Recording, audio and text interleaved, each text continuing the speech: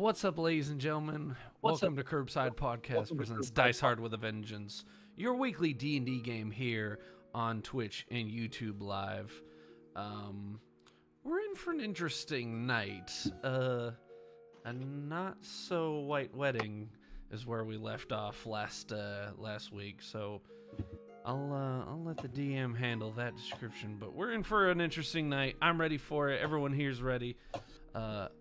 Of course, a couple of quick announcements before we get started. Shout out to our friends at Quest and Trays. Check them out on Instagram. They have some wonderful, wonderful custom dice trays. I myself use one every week here on Dice Hard with a Vengeance. Great woodwork, wonderful upholstery, and just look at that design. I love it. I love it to death. Go check them out. They are amazing. We love them here at the show. And now available dice towers. So go get you a nice dice tower and a nice dice tray. Also, shout out to our new friends of the show, Foam Brain Games. Nice little dice provider for us. Last week I opened a mystery metal set, which was a beautiful silver, green, and red mini set. It was awesome. So shout out to those guys. Go check them out on Instagram. Always shout out to our friend Andrian Von Ziegler for providing the music here each and every week on Dice Hard with a Vengeance. And of course, our sponsors. Raise Energy at repsports.com. Use the promo code Curbside8 at checkout for a special discount. And our good friends and sponsors, Jerky.pro. Also, same promo code Curbside8 at checkout. Go check out their new Atomic Challenge, which George has forced me to get into. So that is going to be a future episode for Curbside. I'm going to die. And not just tonight. And of course, myself, Corrales, and Taruk will be appearing at the J1 Anime Expo in Atlantic City at the Showboat Hotel, November 4th through the 6th. Come check us out. There's going to be a lot of awesome people down there. They are just announcing talent each and every week, and we cannot wait to see you guys there. But with that, we'll start with the oath, and then we'll get this show on the road. I, Naramus Torn II, do solemnly swear to not be a murder hobo. Basil. I, Basilis Kaku, do solemnly swear to represent and act in good faith as the delegation. Corrales. I, Corrales Abrazardi, solemnly swear to not be a murder hobo. Draco. Is it being a murder hobo if they deserve it? No. All right, then. Lady V. I, Lady V, do solemnly swear to not be a murder hobo. Taruk. Oh, we got a sign for the day. Oh, there it is. Oh.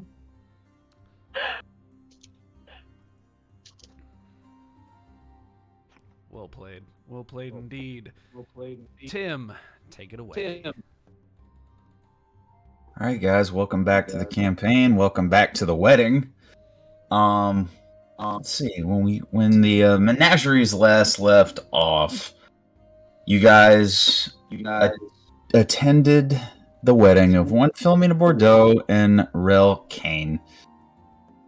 The festivities began.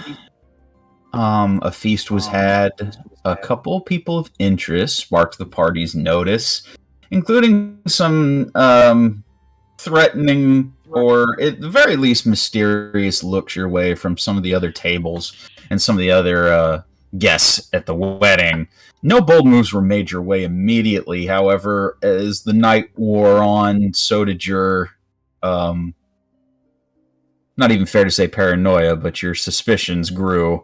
And basically, in the middle of the bride giving her vows, someone proceeded to attack the wedding. And we don't know who, but several spiritual weapons apparated out of the middle of nowhere in the middle of Mina doing her vows. And when we last left off, Draco, you noticed as one such spiritual weapon ignited and started to head directly towards where you were sitting at the table. By the way, your perception was skyrocketed, so you don't have to worry about it hitting you. You easily miss it. But you see as this arcane axe just comes down and just cleaves the chair that you were sitting at in two. Immediate panic and some screaming from a lot of the guests at the wedding. It is starting to turn into hysteria, and you all see as several menacing figures step forward to you. We are in initiative. There it is.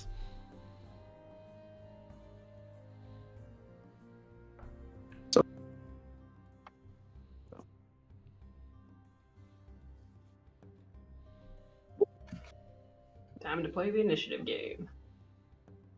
Roll your initiative. Pretty much.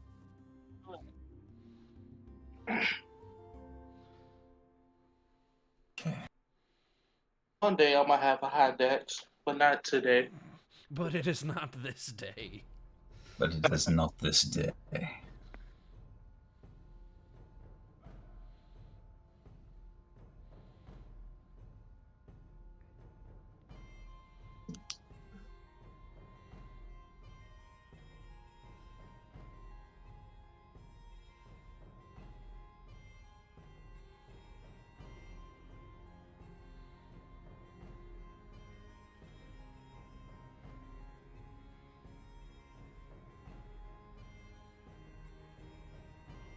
Okay, guys. I'm gonna have the attackers will all go on the same turn. So, initiative, 20 and up. I got a 27. God damn. Nice. I got Taruk at 27. I got that plus 7. That plus, Yeah. and that plus 3 dex. At feet.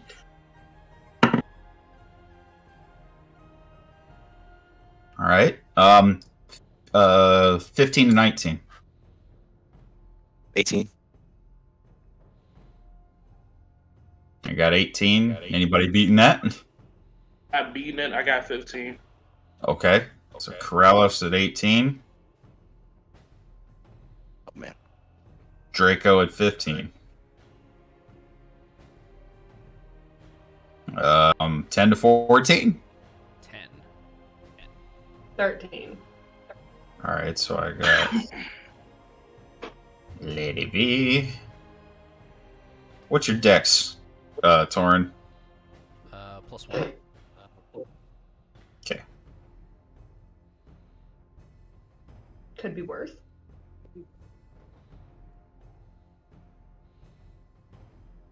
It'll be Torin, and then the cultists.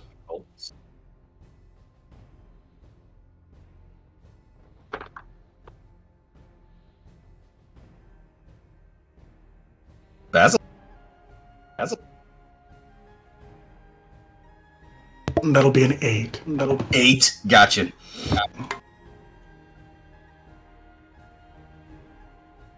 I mean, he's a mentor. He's not gonna be fast. Oh no, that's very true. Am I missing anybody? I got Taruk, Corrales, Draco, V, Torin, Cultus, and then Basilis. All right. I believe that's everyone. Okay. All right. Taruk.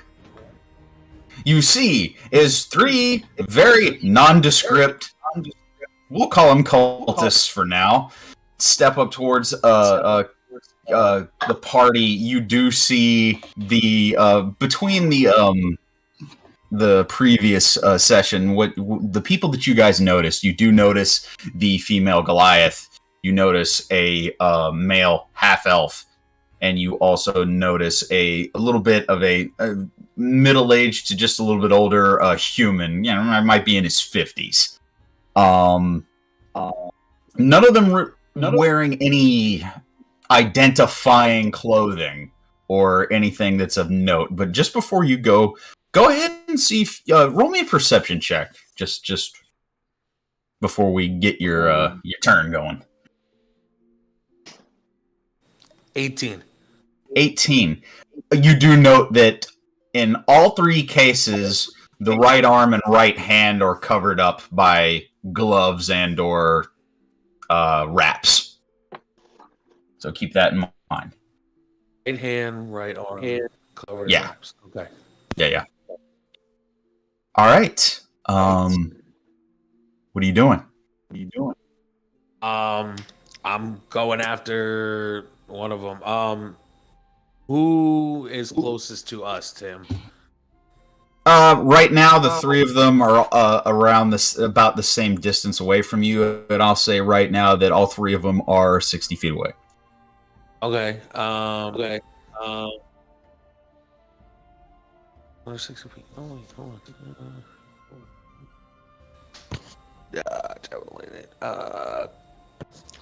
If I question Tim, if I throw my lightning javelin, can I hit all three of them, or is it like a one target thing with it? They're not like lined up in a row, no. So okay. you'd probably aim for one of them. All right. 60 feet away. Oh my god, I'm moving at 40.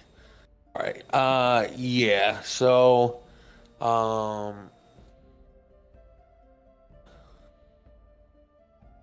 I'm gonna throw my lightning javelin. Okay. Roll me your attack. All right. Which three are in front of me, Tim? Or?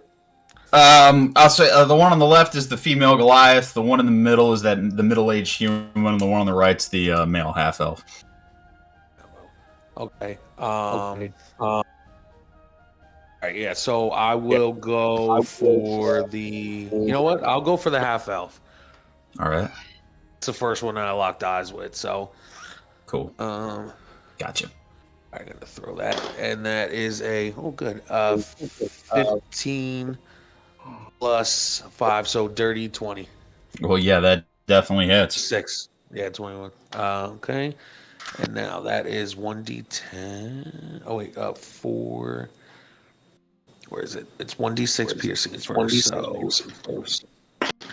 All right, so that's 3, and now 4d6 lightning.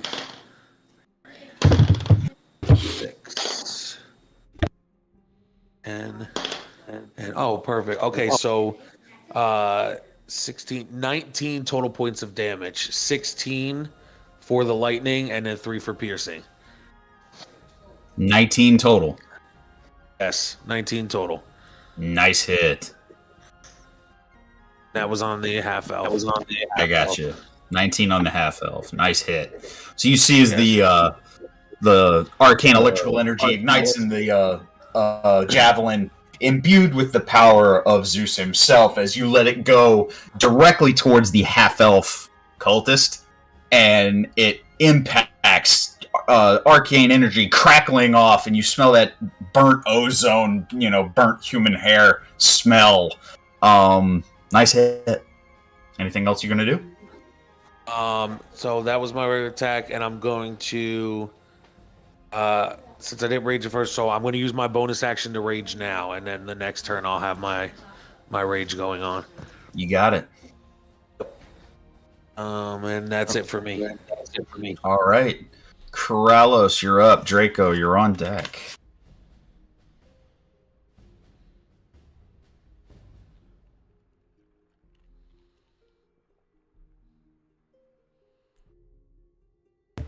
He froze.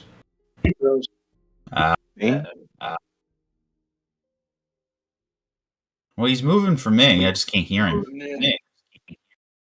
Yeah, Can you guys hear me? He's kind of cutting in and out. You're a little shaky, George. No. A little shaky. Mm-hmm. Is it good now? I can hear you fine.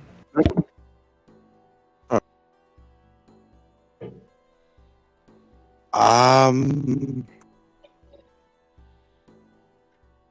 gonna cast Shadow of Moil on my. I heard shadow something. Shadow of Moil. Shadow of Moil. Shadow.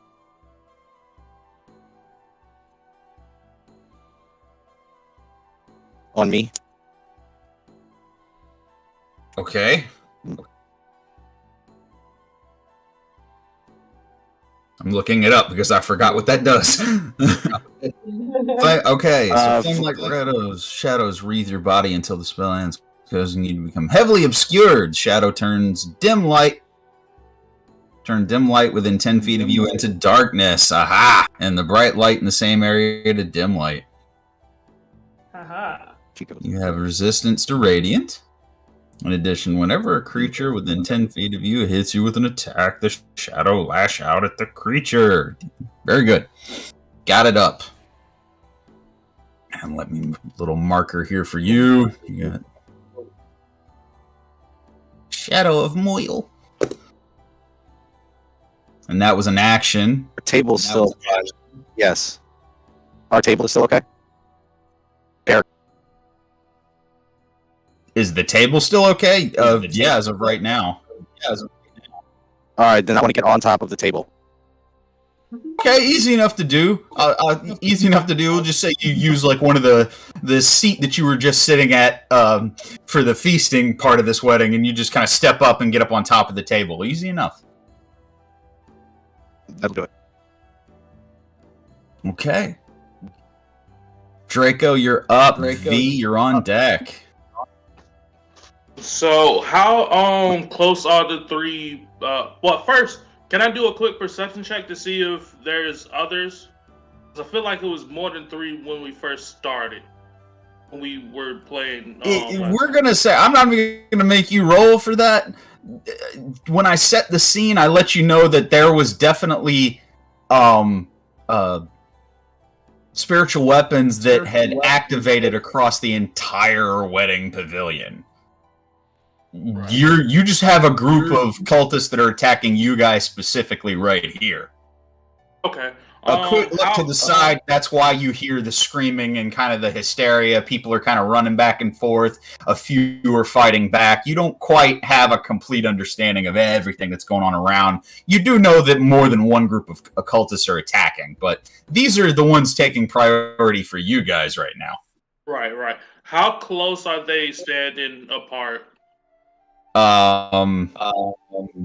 I would say, they'll say 20, 15 feet in between the three of them. They're spread out.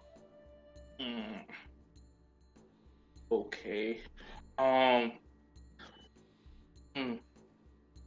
That changes things. Okay, I will bonus action Guardian of Nature. Guardian of Nature. Yeah. And I will do Primal Beast. It increases my walking speed by 10 feet. I get Dark Vision for 120 feet. Strength base attacks are with advantage, and I get an extra D6 of force damage on a hit. Nice.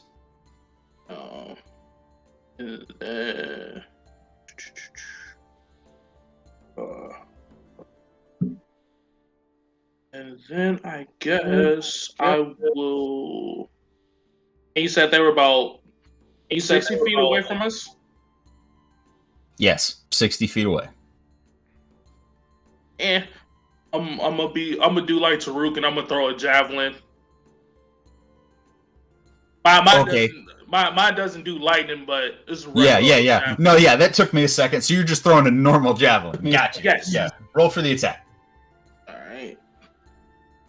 So that's with advantage, I believe.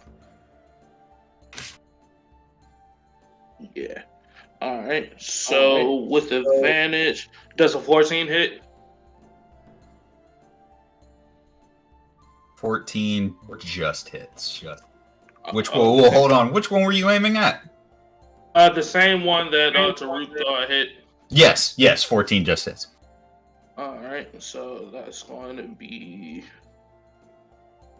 5 points of piercing damage, and then I get to roll a d6 for the force damage. So 9 points, nine altogether. Okay.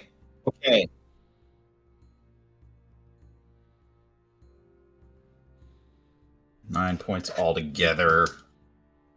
Marked. Half elf starting to get rocked a little bit. That'll be your turn. Okay. Let me see. Yes, that's within its range. It's going to use its reaction to do Infernal Wrath. Draco, I'm going to need a dexterity saving throw. Oh, you know I'm not dexterous. Maybe you shouldn't attack the cultist like that. You're drawing attention to yourself. I mean, technically, they attacked us. Just saying. 19 for a soft 20. Okay. What are the rules on this? Because on a success, don't say nothing about a fail. So on a fail, I'm gonna say it's the same rules as, because they don't have the details on that. I'm gonna say it's the same rules as Hellish Rebuke. It's the same thing. Dex save. Okay, yeah, half damage on that.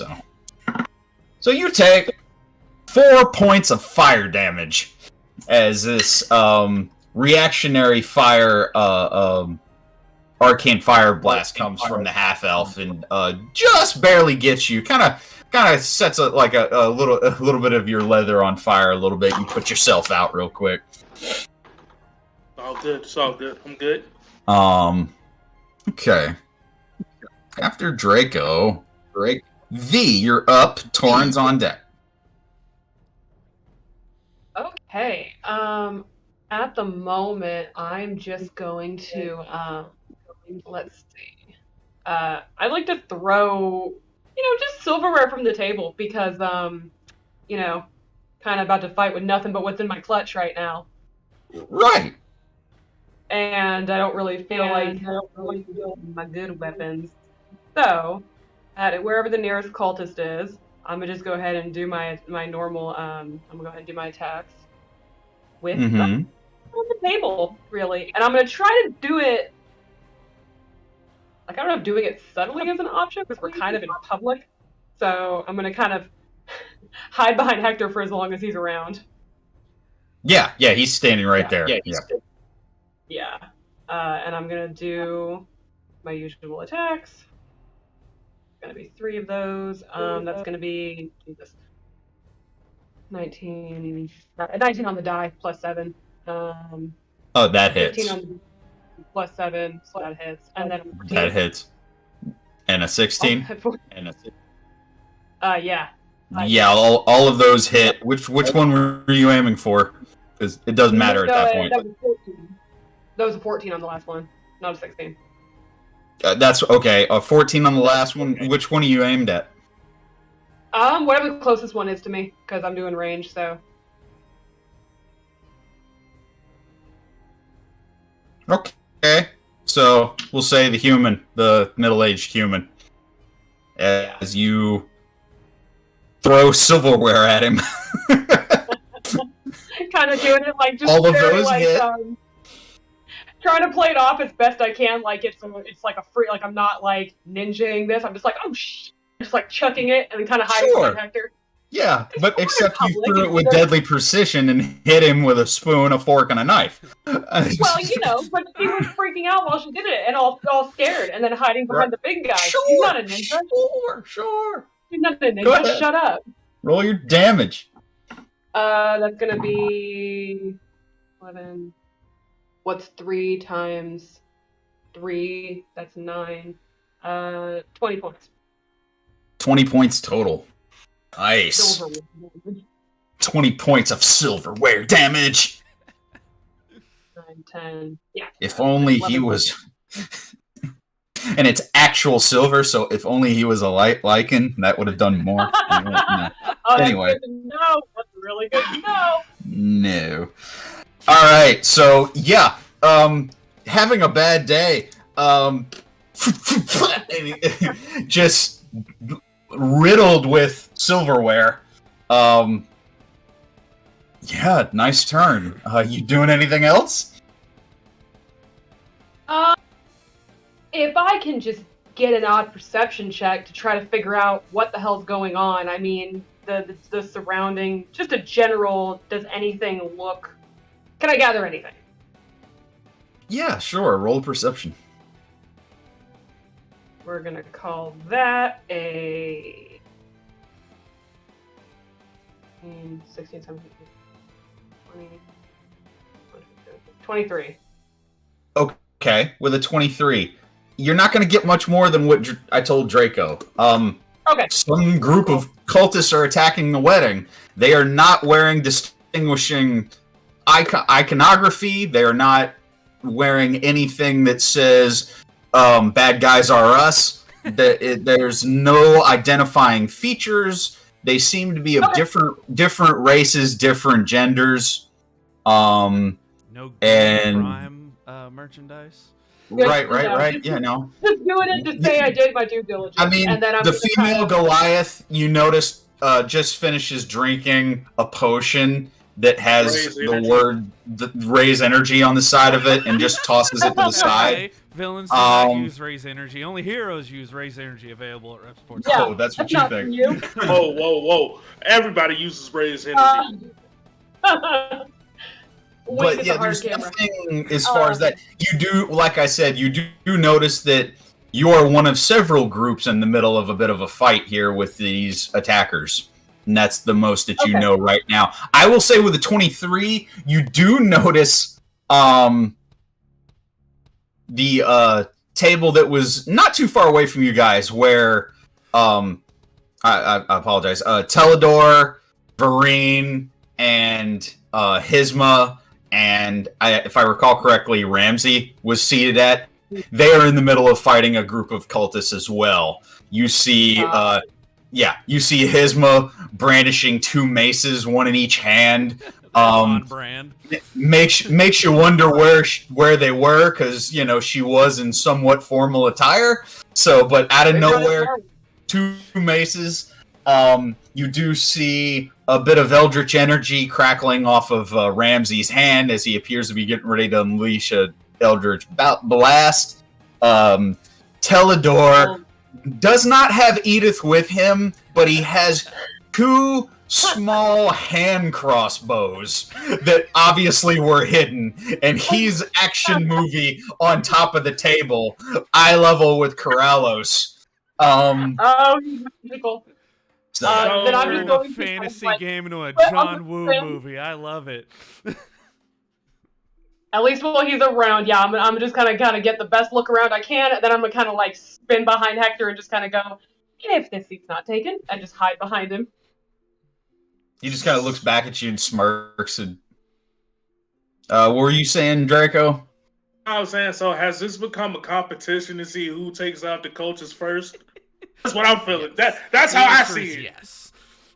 I feel like that's to the player discretion in that. That's all I'm saying. The way that you phrased it, they over there, we over there, we're over here.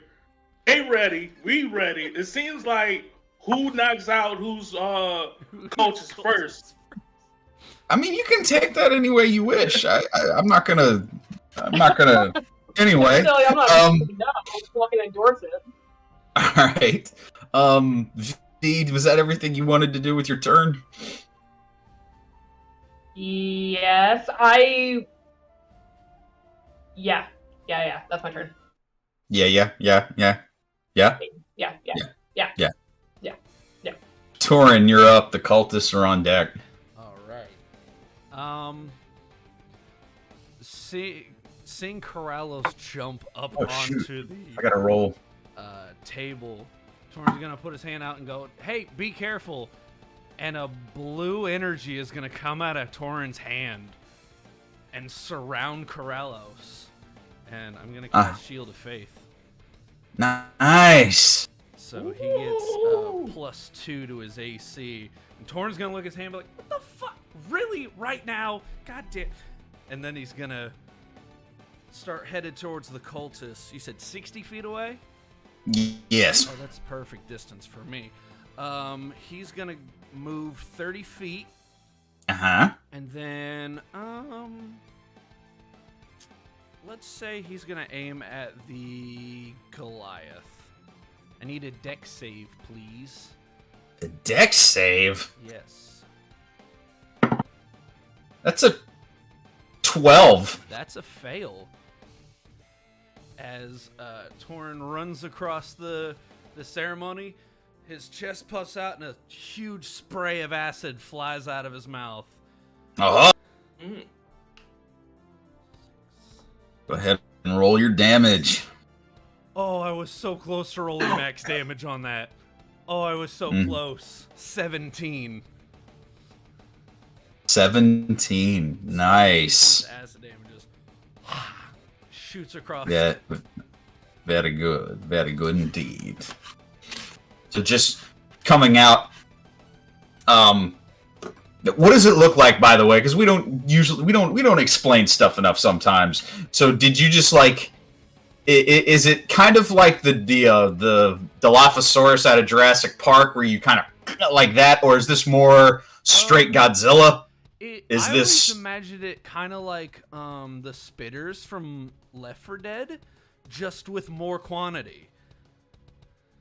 Okay. Just I like it. Really, really gross stream of green goo flying across and hitting him. Square. Yeah, kind of like reptile. Yeah, some reptile in here. Yeah. Okay. Yeah. I'm with you. Nice. I believe on that, and you're well within that. I think the female Goliath is going to use Infernal Wrath on you as well, Torrin. Right. So, if you would, make me a dexterity saving throw. Alrighty. That's a fail. 6. Yes, that's a fail, my friend. Sorry, that's on my end.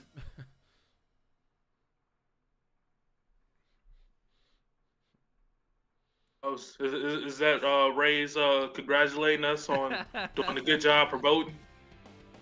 Yeah, right. Here we go. That's our call up to the main roster. Yeah. 14 points of fire damage, Torrin, as you see this infernal wrath. Basically, what you saw a moment earlier, this arcane fire just comes up from the ground and just lurches forward to you, burning you.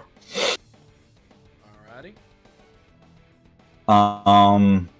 That's it for your turn. Well, is it for your turn? Yeah, you got anything else for me? Shield of Faith was a bonus action. Mhm. Was an attack, and I used all my movement. Okay. The cultists are up. Basilis, you're on deck. Let's see. I'm gonna say that the first one. I'm gonna say that the. Let's start with the half elf.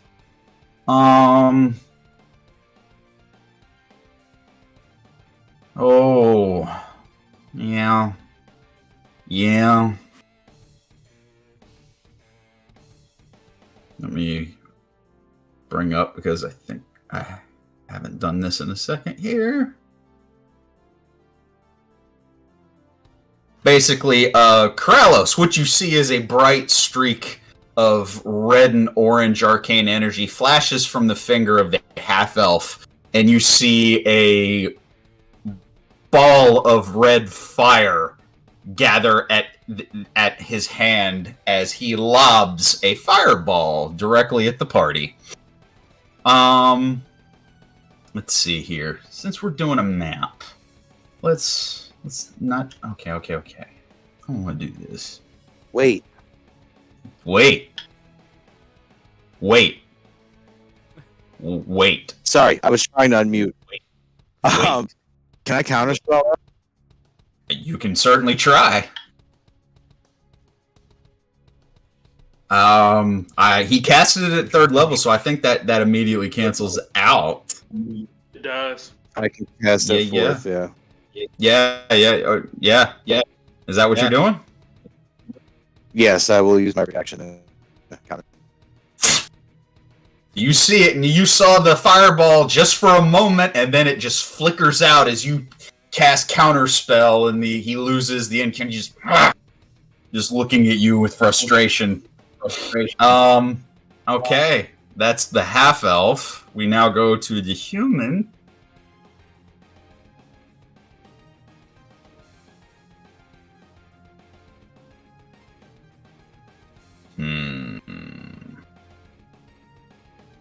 I need to look this one up. I don't know this one off the top of my head.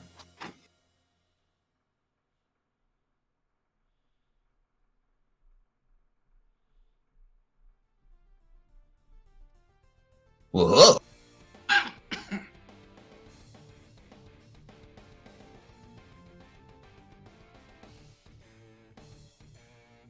Okay. Draco, give me a dex save. Feel picked on because you know my dex is that well. This is the one that you attacked, man. You should get over it. He attacked us first. On dex. That's a 14 pass. That's a good question. Yes, it does. It So doesn't have consequences. you How will much take. half damage do I take? Yeah, half as much. Basically, what you guys see is a column as this cultist casts immolation. A column of red fire, like a pillar of fire, pops up where Draco's standing. This is 5. Alright, on a failed target else. But you succeeded. Please be safe for suck. Save for suck. Save for suck. Save for suck.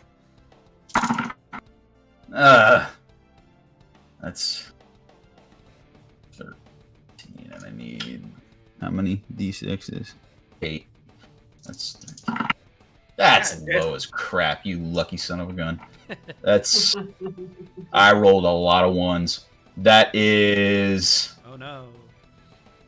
17 points of fire damage on Is that the half?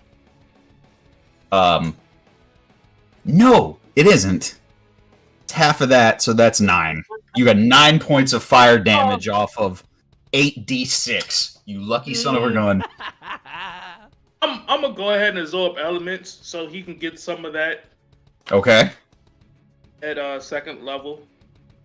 At the 2nd level, absorb elements. Yeah. That a reaction? It is. Yep.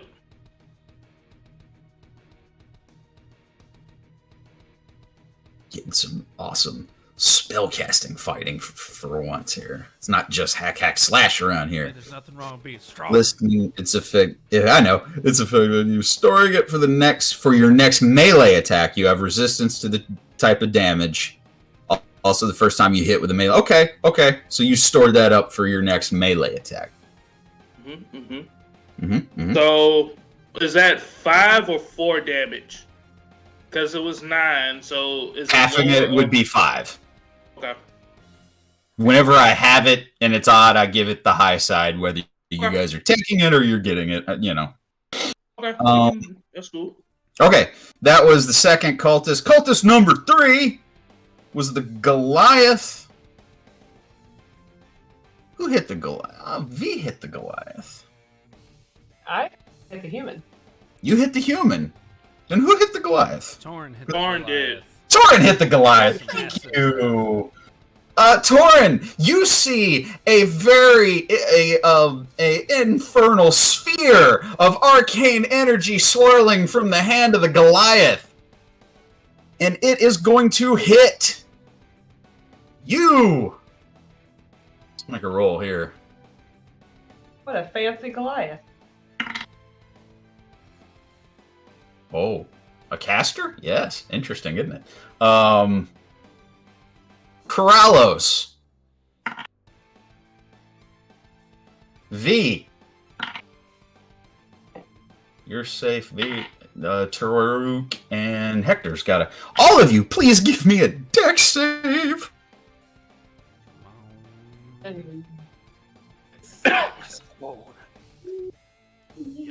I got a 22. 10. Well, is this an area of attack? yes, it is, because it's a fireball. I got a 22 as well. Oh, so we all need to make that save? No, whoever I called. All right. 16. All right. Hang on. A lot of things going on at once. Don't just blurt stuff out now. Okay, Basilis, you're good. Corrallos 16 does pass, so you'll take half. Draco, you didn't need it. What did you roll, V? 22, and I'll use evasion if there's a half. There is a half. Option. Okay. I take none. Okay. Nope. Torin, no, and Taruk, you pass, so you'll take half. That's 22. Dodging my fireballs, guys. All right. Well, I still get 8d6.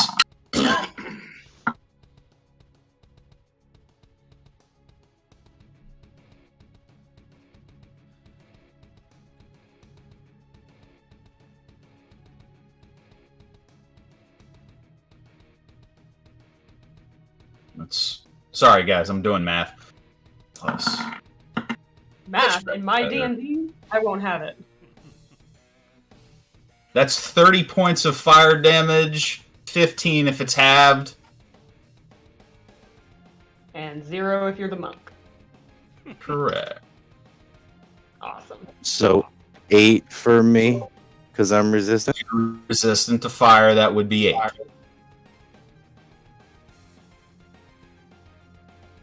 Now, that's it for their turn. And Basilis. of course, I take a tattoo that's resistance to cold. Oh, don't worry. I'm over here kicking myself because I'm not wearing my fire-resistant armor. Right. It's okay. Those things happen, guys. The one time I had to dress nice and get fireballed. Yeah. Basilis, you're up. Taruk, you're on deck. Okay, so there are currently 3 targets. There are currently 3 targets. Where are they? Where are each of them in relationship? 60 feet away from you. They are 15 feet in between them. So okay, so if I'm looking directly at the one in the middle, that's 60 feet. Human. Yes. That's the human. And then to his left, 7.5 feet is half elf. And then there's okay, maybe I phrased that differently. There's 15 feet in between each of them. Okay, in what direction? So if I look at the one in the middle, that's 60 feet. So is the next one 75 feet, or is he 45 feet, or is he 60 feet? 60 feet, just 15 feet to the left and 15 feet to the right of the one in the middle. Okay, so it's like a kite at that point. Okay. Yes. All right. So that's 15. That's 15. That's... I think that's... Call it 25. All right. All right. Well, that's too far away for me to do anything useful, so I'm just going to make a dash action to and stop 10 feet away from the human, and that's where I'll end my turn. Okay. So movement to get up at least a little closer to the human, and that'll be it. Well, I should be 10 feet from the human, and then I should be 10 feet from each. I should be 10 feet from each of the creatures. Correct. Okay. I'm with you. right. We're back up to the top of the order. Taruk, you're up. Corellis, you're on deck. All right. 1 second. See this. The human on the left, or so the human's in the middle, and then our left is which one? I caught about half of what you just said. So the human's in the middle. Our Yes. left is the Goliath. Your left would be the half elf. Your right would be the Goliath. Okay.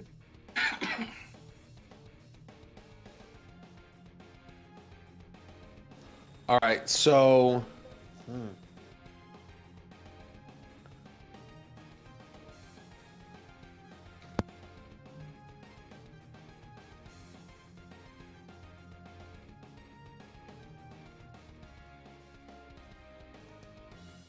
Tim, you said they were 60 feet away from me, right? Yeah, I don't think you've moved forward, have you? Oh, I think, because you no. did your ranged attack on the first one. Yeah, no, they're 60 feet away. No, I haven't. So, all right, then I'm going to move my full movement speed up 40 feet. Oh, and that would still put them 20 feet away from me, so I can't really do anything.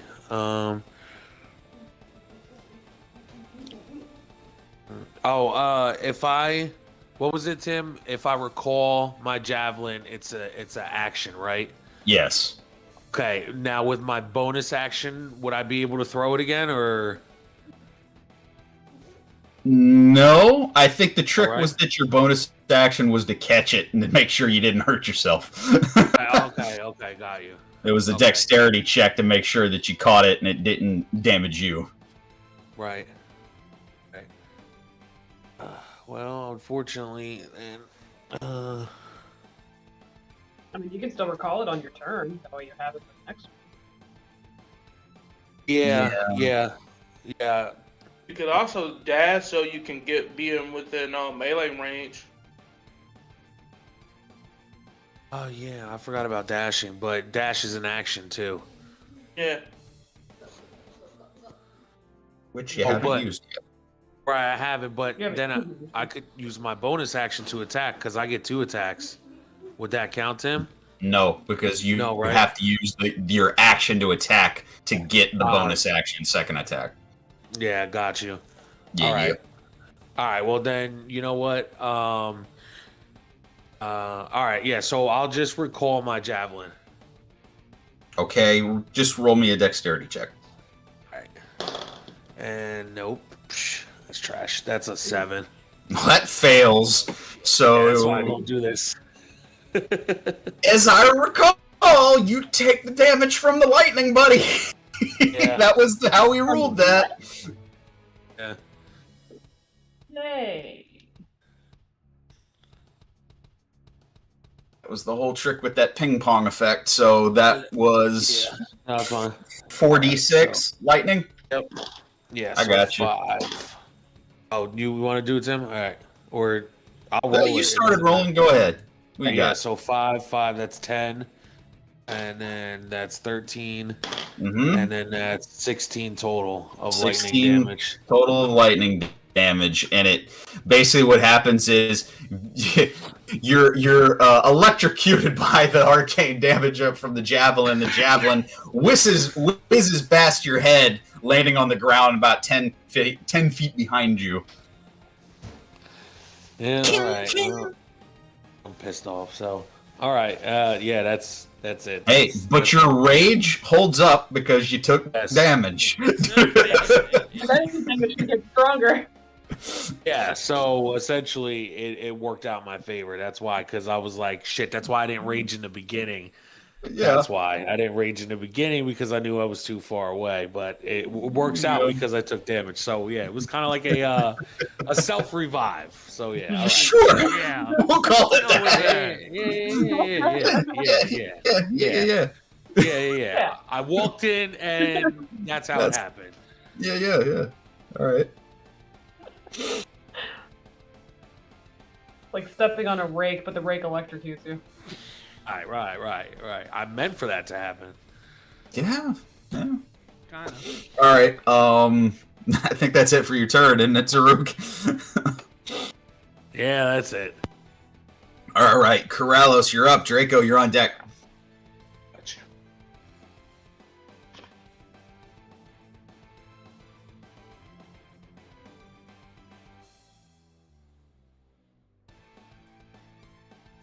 Sorry, I didn't hear anything. There we go. There you go. I'm going to bonus action drink the haste potion Yeah. that we got Yeah. all episodes back yonder. Yeah. And Haste potion, drink, and then I lost you. how tall is the pavilion, I guess, that we're in? Side clearance is what I'm looking for. Above you? You have, I'm going to say it was specifically built kind of like a huge event tent. I'm going to say you at the very least where you guys are at 80 feet, 80 to 100. Fantastic. Yeah, I'm going to say at least 80 feet to the top of the tent. All right, I'm going to sprout my wings. Yeah. I will fly up, I'd say 20 feet above the ground, and then go forward 30 Okay. towards the human guy. He's the one in the center. That's fine. Sure.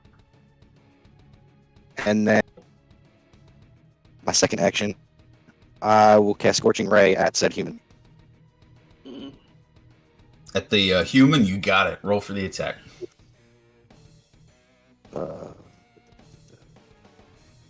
It's a separate roll for each, right? Yep. Yes, Ray. for each ray. Yeah, I love Scorching Ray. it's a good spell. Damn fine spell. All right. I have a 21, Well, that a hits. 13, an 8. All right, so you hit. The 13 13 doesn't, or does? misses. What was the last Okay. one? 18. Yeah, the 13 misses. The others hit. All right, and then I have another 21. That 27. hits. All right. Yeah, so the only one that misses is the 13. I need more dice.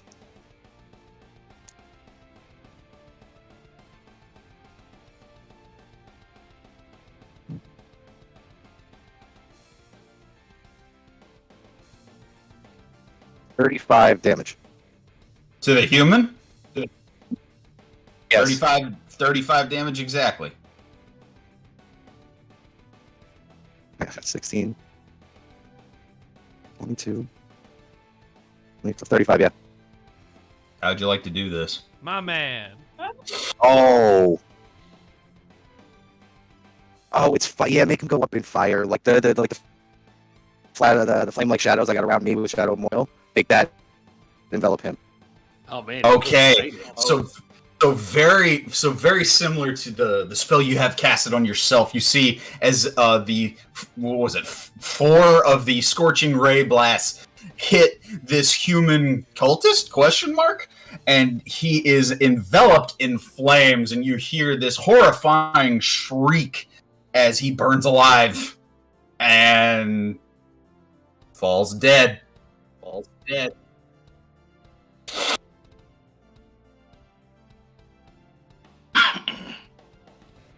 That'll do. Yeah. That'll do.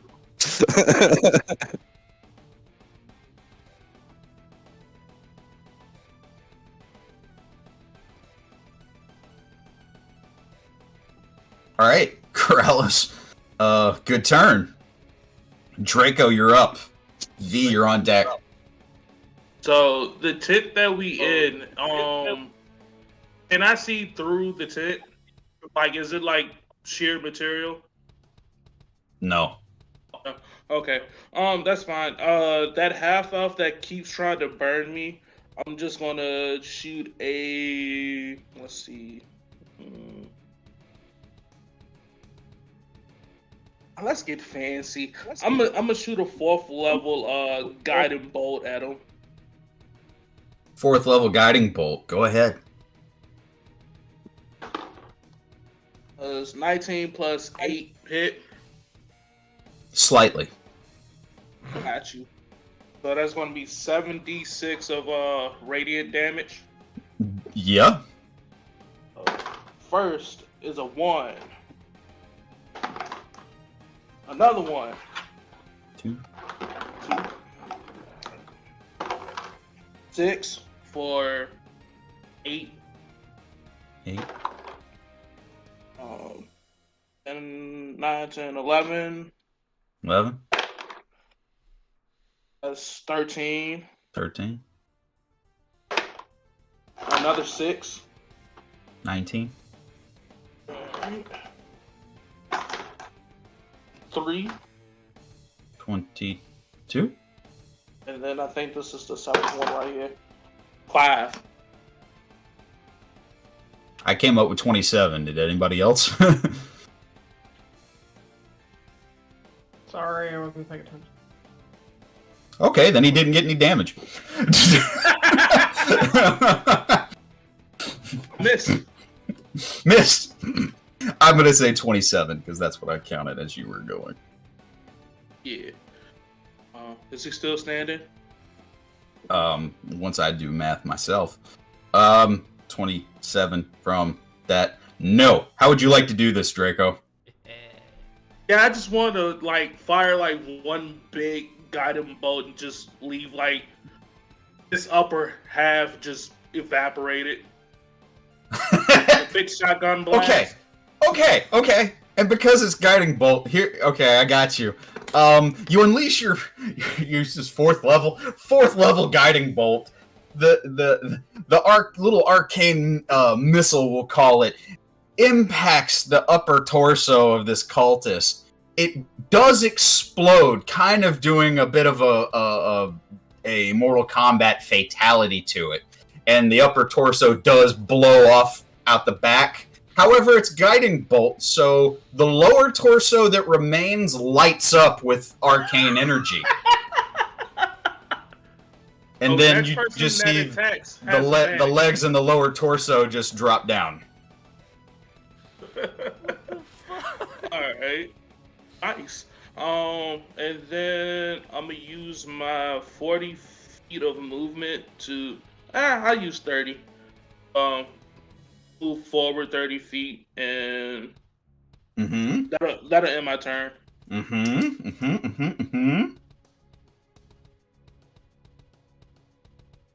Good turn, Draco. V, you're up. Torin, you're on deck.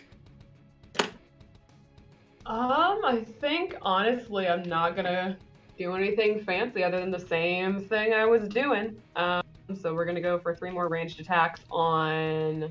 Let's see, we've got Goliath and Half Elf, right? Roll just for because I'm having fun with this. Roll investigation as you look across your table for something.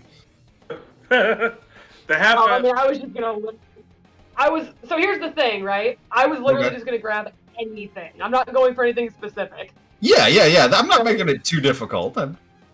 So literally, here's the thing. I will say, I'll grab something, but depending on the roll, I don't know what it's gonna be. Yeah. That's a 5 for the investigation. So whatever I grabbed is what I grabbed. A 5? Okay. You just grab a plate with food on it and frisbee it at him. Works for me. I'll grab plates, literally just handful, whatever. Yeah. That totally works for me. Taruk, that was your plate of food, by the way. I was going to say, Torin yells out, oh no, it might be Wellington. And you know what? For story's sake, I like that, but I rolled it randomly. It's absolutely your plate of food. I'm doing 3 attacks, so it can very much be both of their food. Okay, hold on. There goes Hector's plate, and there goes Corralos's plate. Okay. Taruk just makes another Krell's mental was check roasted note chicken. Taruk makes a mental check note of more stuff he's pissed off at V at. Wait. food. You know what? It's starting to look like a fucking scroll at this point. So that's gonna be. I'm gonna aim for the half elf, and that's going to be a. No. The half elf's dead, sweetheart. Oh, That I'm was so the sorry. one that So, just yeah, got the. The only thing left is the Goliath. He's half the man he Oh, used to that's be. right. They're both dead. They're both dead. Yeah. Okay, Now you can attack the lower half of the half elf's body. It's You'll get shined advantage. by arcane energy. Look But- at advantage. No, I think we're okay. Okay. I think we're okay. good. I'll go for the Goliath. Okay. So that's gonna be a 19, 14, Hit. a 19, a 21, and a no. So 19 and 21. And 21, but both definitely hit. Okay. That is going to be a whopping 14 points of plate damage.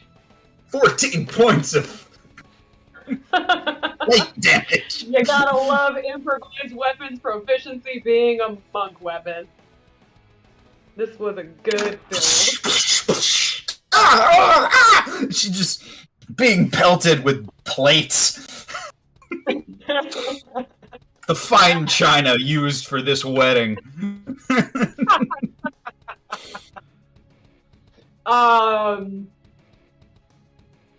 That is my attacks, my bonus action attacks. So that's all my economy. I'm good. I'm gonna keep hiding where I'm at. Would you say full or half cover behind Hector while he's here? You don't know. Can I prepare? You used your action, so you can't prepare anything. Well, I was gonna say hold my movement, but no, that's still holding an action. Yep. Yeah. So, unless I wanted to patient defense, that's not really gonna help. Yeah, that's So up I to you think on I'm- that. No, I think I'm good. Okay. Yeah, call it. Torin, you're up, and the last cultist is on deck. Torn is going to use the rest of his movement to get up in this Goliath's face. Sure. First shot. Gonna take Chaos Star off the hip and swing, and I'm going to try to use a trip attack. Okay. So roll to hit first. Yes. That I'm gonna assume that misses. 11. Yeah, that misses. Um, So you go for the trip attack, the Goliath's waiting for it, and just moves out of the way. Quickly spins around, grabs Claw Basher, and goes for the same swing. Okay. That's better. 23. Well, that definitely hits. And strength saving throw. Strength saving throw. Not easy. That kind of cacked. I'll give you the benefit of the doubt on that. And I rolled the same thing. 18 on the die. That'll pass. Pass. So they'll take the damage, but they will stay upright. Okay, roll the damage.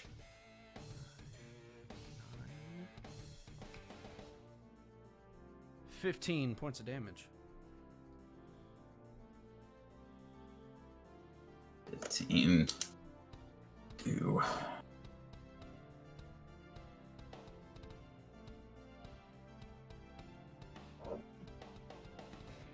Still hanging on. Not by much, though. Well, with that... Hold on, let me mark down my superiority die. Oh no, she has a reaction, and I need you to make me a dex save, Torin. Okay.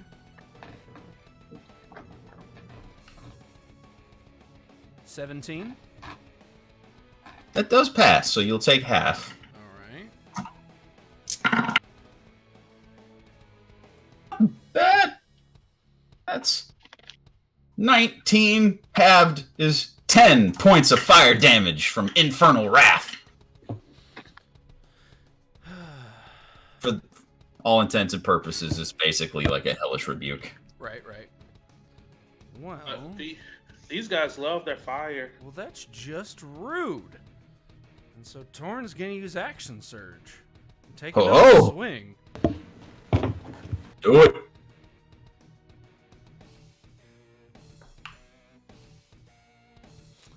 That is a 26 to hit. It just barely hits. And that's going to be with Chaos Star. Dodges Yep. the fire and then just comes back up. Big ol' uppercut. This might do it. We'll see. 11 points of damage.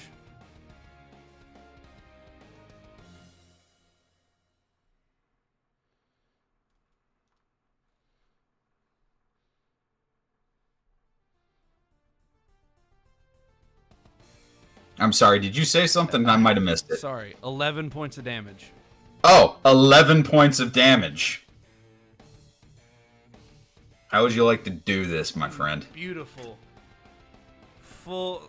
After dodging the flames, getting some of his face, Torn goes, okay.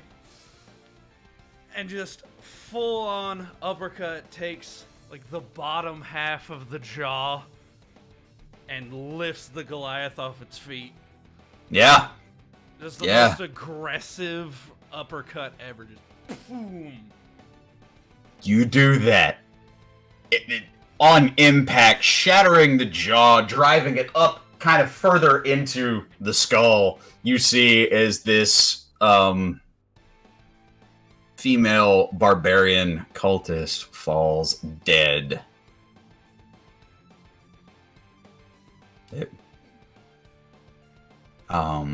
We're out of combat for the moment, as that is all the immediate threats in your vicinity.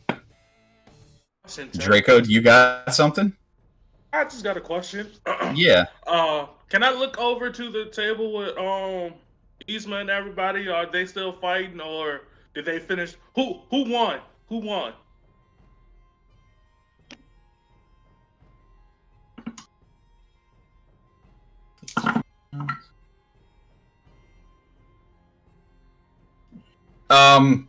As you turn over there, you see Ramsey picking the pockets of the cultists that they had to dispatch. Hizma is also kind of kicking a dead body over, bloody maces in hand, and it appears that they finished around the same time as you guys. There may be some debate per the second, but it appears at about the same time. Alright, cool. Just wondering. Now, before we start getting into going further, I think now would be a good time to just take a quick little break here after our combat. Perfect. Well, ladies and gentlemen, we're going to take a quick little break. This break is brought to you by Raise Energy at repsports.com. Use the promo code Curbside8 at checkout, and we will see you guys very shortly.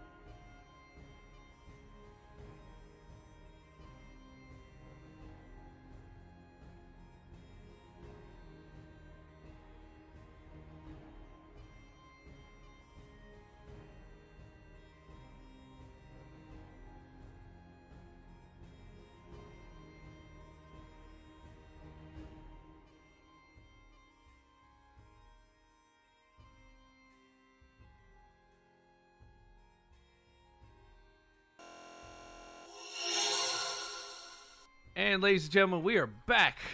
Thank you for joining us with Dice Horror with a Vengeance. Tim, take it away. Okay. Was the last cultist that you guys were facing falls dead? You notice that the table not too far away from you, the one of several of the council members, they have apparently fended off the cultists that were attacking them as well.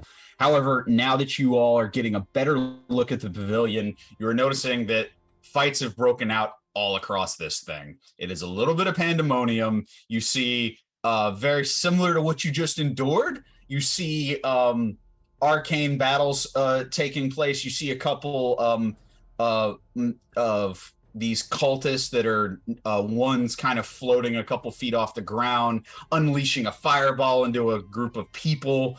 It's a lot is happening at the moment. Which let's go ahead with all of this chaos ensuing.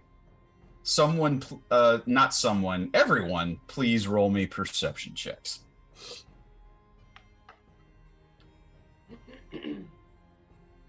26. 16. 14. 10. About 20. I think the only one I didn't hear was Taruk. The other mute. 9. 9. Okay. All right. Draco, you got the highest at 26. You do not see the bride and groom anywhere. You look up to the front of the pavilion, they appear to be missing. You notice everything that I mentioned to you. And with a 26, you notice a large shadow casting down from over top of the tent that's covering this whole wedding pavilion. Basically, a shadow being cast over top of the tent. And you're like, what is that? Did you relay that? Yeah, I was about to say I relayed the shadow, and I'm like, guys, did anybody see have eyes on the bride and groom? They're not. They're not around. Okay. V with a 20. You didn't notice the shadow. You don't see the bride and groom. However, in the confusion, dark green robed figure. And out of the corner of your eye, darting in and out of some of the people, the screaming, the panic, the pandemonium. Basically, you see this one figure moving with purpose in the middle of all of this. Dark emerald green robes. Can I try to hit him with something? Hit him? Butter knife? Can I try to chuck a butter knife at him? You are well out of range. I just said that you saw them. Okay. Would Basilis have an opportunity to react? To the figure, or? Yeah, what are you reacting to? The information from Draco. The Draco. Yes, go ahead. Okay. You guys will watch as Basilis roars, and you watch as his eyes flare up in bronze, and you watch wax pour out of his mouth and out from under his cloak as bronze-colored wax pours out from underneath his armor, and a set of wax wings just spread open like owl's wings. And he looks up, and he just immediately dashes straight vertical towards the top of the pavilion, and will use primal savagery to slash a massive gash directly through the top of the pavilion. Sure. Oh yeah, Torin looking at Taruk. Well, that's something you don't see every day. Okay. One moment. Did you need help up there? No, he's fine. He's kind of cowering behind Hector, like, what in the name of the gods was that? Okay, so he's got wings. Corrales has wings. Draco, do you have wings? Yes. Okay, so Draco's got wings. Who do I got? What you see, Basilis, is easily enough. It's not even, I'm going to make you roll for that. That's easy enough to do. Your wings sprout off as you dart up, slicing through the tent. You now have nothing but air. What you see before you is an adult blue dragon staring you directly in the face.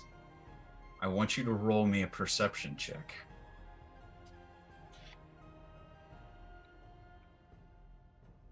It's going to be 22 total. 22. There is a crazed look in its eye. It is aggressive.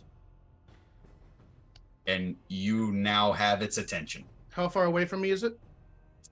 That is a very good question now, because I didn't expect you to do what you did. Let's say Draco with the sapphire. y'all don't see it, only he sees it. All you see is that he went through the top of the tent and cut a hole in it and popped up on the other side of the tent. Oh, I thought we could see it after he cut the tent. Nope. You cannot. You see a big shadow. You don't know what it belongs to. Oh, and there's a lot of pages.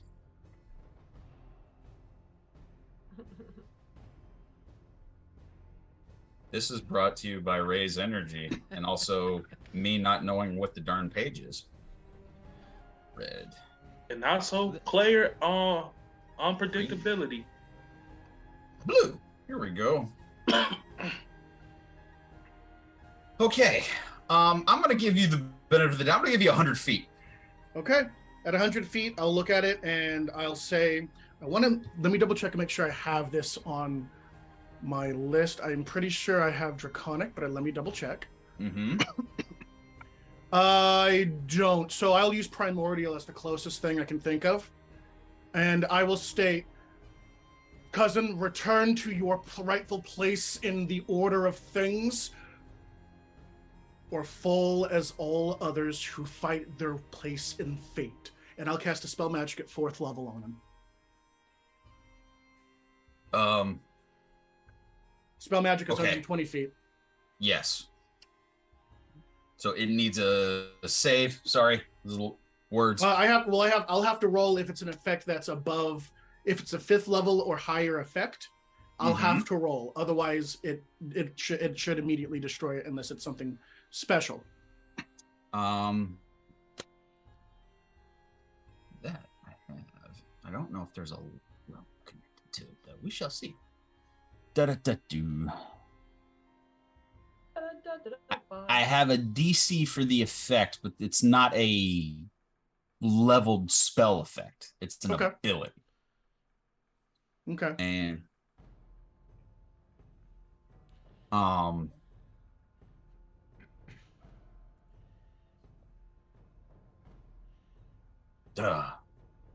sorry. And what did you give me? Give me the wording again on what you just cast. Choose one creature, object, or magical effect within range. Any spell of 3rd level or lower on the target ends. For each spell of 4th or higher on the target, make an ability check using the spellcasting ability. The DC equals 10 plus the spell's level. So for me, it would be a wisdom check of DC of 10 plus the spell's level. I cast it at 4th level, so that would be a DC. So the minimum for mine, the default for that would have been a 14. So if the DC is higher than 14, for whatever the effect is, I'll have to roll and add my wisdom to it. Then, okay, for this, roll, add your wisdom. Okay. And if this was an enchantment, that would be nice, but let's find out. That is a 15. Does not go over the DC for the effect. Target successfully effect ends.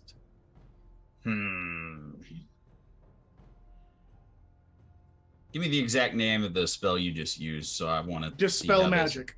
Dispel. Shit. Okay. Actually, that should work. But choose one. or lower on the target ends the evaluation. The DC equals 10 plus on the success of the spell ends. Yeah, but you failed on it. So basically, it is. I'm gonna say that the effect is stronger than the dispel. Okay. And I just dropped the die.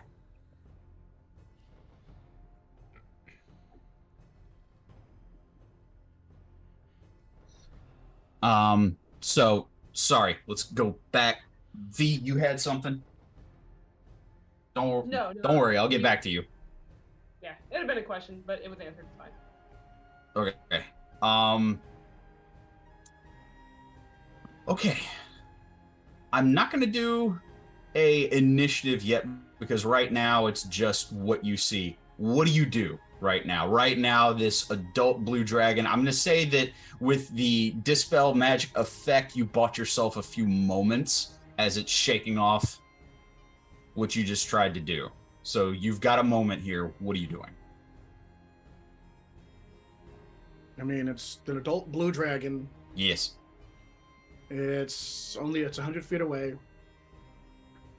It's clearly, if it has a crazed look in its eyes, it's clearly something's up with it. It's unstable. Definitely erratic movement. It's too much of a risk. It's too much of a risk to just let it do whatever it's going to do. Mm-hmm. So I'm going to attempt to make my way basically to... I'm going to be attempting to fly basically to where its wings are, but I'm going to move towards it so that I can be within range so my spirit guardians can slow it down while I reattempt to dispel magic at a later point in time. Okay. All right. So using your flight speed, you fly up to get a little closer to the creature. I'm going to say for the sake of this. Do you let us know what you see? I don't have time to. He's over 100 feet in the air, and he is obscured by the tent. I have my own things I have to do. You guys can come or not. That's how it works. Before I keep going with that little deal, what are you guys going to do? You just saw him go up into the tent and disappear. Right. Draco's going to look, should we go after Basilis? Go after him where? He flew up into the sky. We need to get somewhere away from all these cultists. Hopefully we can figure out what's going on. I say we not hide, but get away from the main area of fighting and try to recoup somewhere for a better position. That's true, but that shadow is... That's the only reason why I was asking. I mean, it's ominous, is I guess the word. But however you guys want to do, just let me know where you need me. Whatever it's here to do, it's gonna do, and then we can handle it then. I mean, there's no point in running straight for it, is there? We should get out of the fighting, honestly, and see where this goes. I mean, we can do two options. We can run and start fighting some more cultists or some more groups, or we can get to a better position and try to avoid the fighting until we figure out what's going on here. And we don't have much time to make the call, guys. I say we get outside, see what that shadow was without this damn tent in our way, and then figure it out from there. Is there like an outskirts of the party, like somewhere like outside of the main areas, the main pavilions and whatnot, like somewhere we can kind of like go alongside where the main action is happening? You can. You can try. That's the safest place to be. We can fight our way through, which is pointless. I mean, there's a lot of well-armed and well-capable people at this wedding. They don't need us. If we're headed towards the shadow, or if we're trying to figure out what's going on, I say either way, let's get out past the fighting. You guys want to try that? Yeah, definitely try to get out of the pavilion to the outside and see what the shadow is. Okay. Okay, as you guys start to make your way to the edges of the this huge event tent of the pavilion of the wedding, Basilis. Yep. Here's what happens. It's going to get one tail attack on you. Okay. Which I load very low for 14. Nope. Nope. You see the swing of its tail, and you feel the missing the draft from the tail swinging, just missing you, and you notice it start to jerk its head and then turn away from you and start to fly around the tent.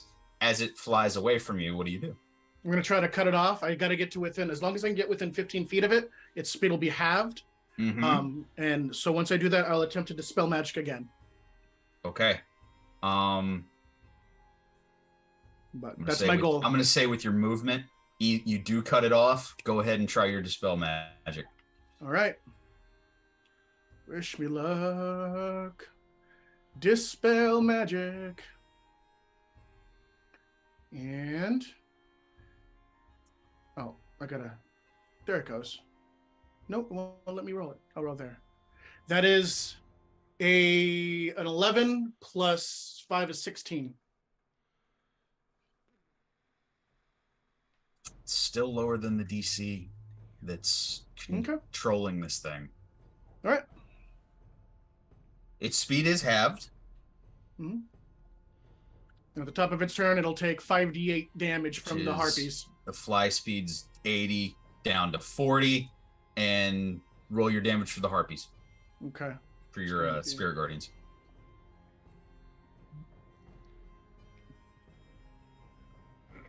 I should be able to roll it right here. Yes, I can. And it's going to be spirit guardians, cast spell. All right.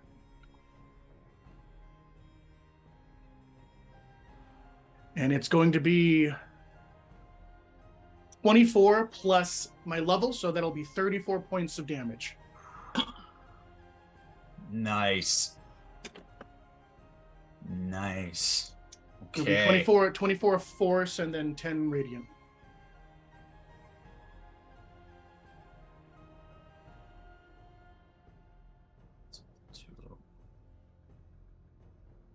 I gotta mark off all my spell slots. Last thing I need to do is lose track of that. Okay, so the damage from the spirit guardians you see as these spectral harpies start attacking the adult blue dragon, and as it takes that damage, it is starting to fly away. It can only get 40 feet away, and that's its movement and its turn. It does turn around at you and once again tries another tail attack just to knock you away. It doesn't appear to be that you are its target. That's even more concerning. That is so much more concerning. That's a plus 12 to that. So that's a 23 to hit for the tail. That hits. That is 17 points of bludgeoning damage. As the tail from this adult blue dragon whack. What was the total? I gotta adjust it right here. Sorry. Total was 17. 17. Thank you. Bludgeoning. Okay.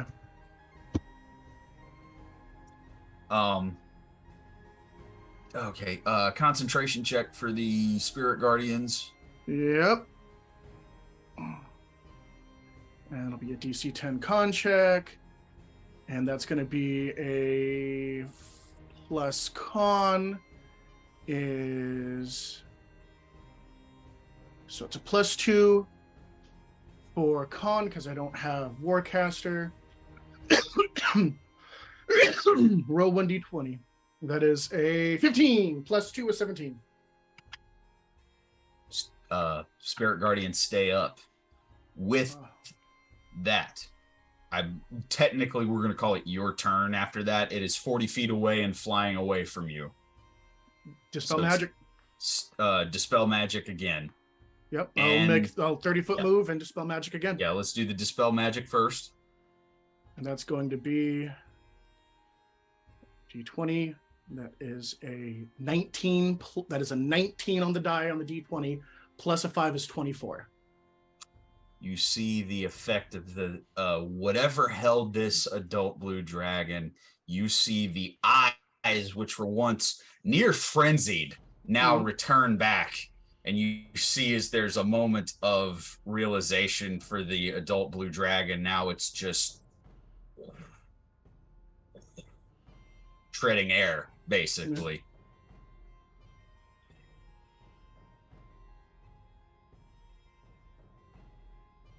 Where is she? And you hear the voice of the adult blue dragon. I don't think you've met this person yet, so you don't know who it is. The adult blue dragon starts speaking to you. Just says, where is she? I do not know of whom you speak.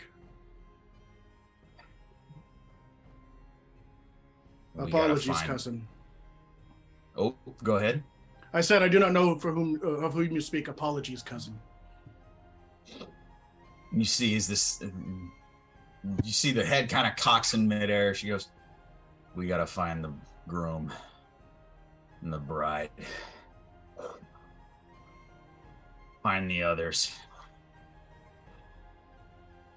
I'm gonna circle the pavilion and see if I can find them. And you see as this blue dragon takes off and starts circling the whole area. All right. Then I'll jet back down. I'll make my way back towards the party. Okay. You guys make it to the edge of the tent just in time to see the flying Minotaur come back down and meet you guys at the edge of this tent where the edge of the pavilion is, and Basilis touching down now. And as you guys come on the outside, you see the outline of a dark, draconic figure flying and circling the pavilion. Torn, both maces in hand. The fuck is that? The bride and groom are gone. We need to find them. Fair enough. I'll reach out to Mina and ask where she is. Okay. Using the psychic link that you have with your patron. Yeah. You hear there's a pause at first, and then you hear Mina. Darling. Follow the pavilion. Go up the stairs. Go to where there's this huge stone dais. Me and Rel are there. Come and find us. I will relay that. What? Do we see the stairs? Not from where you guys are, but you did notice that where the ceremonies were taking place, there were two stone staircases that went up to a like a raised area of kind of like a botanical gardens area. It's not too far away from where the altars were originally set, where you guys found the altar set up the day before. Would Basilis have seen it when he was flying around, or at least coming back down? I'm gonna say let's just do retroactively perception check to see if you noticed it. Okay. Tim, while he's doing that, I'm gonna use second wind and give myself some HP back. Okay. 17. 17. You did. It's difficult to see because the tent was covering everything, but you have a decent idea of where she's referencing.